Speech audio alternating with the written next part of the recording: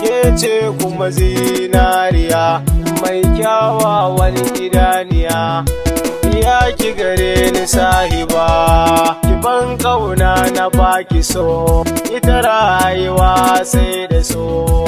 Kar ka je in ba a so, mai san ki shi maza na so, amma ba da aure ba.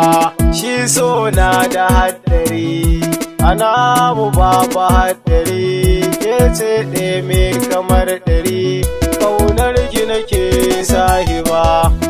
So fitilar rayuwa, da ni da ke min yi shakuwa, sannan kuma babu rabuwa, shi ne muke ta ci gaba.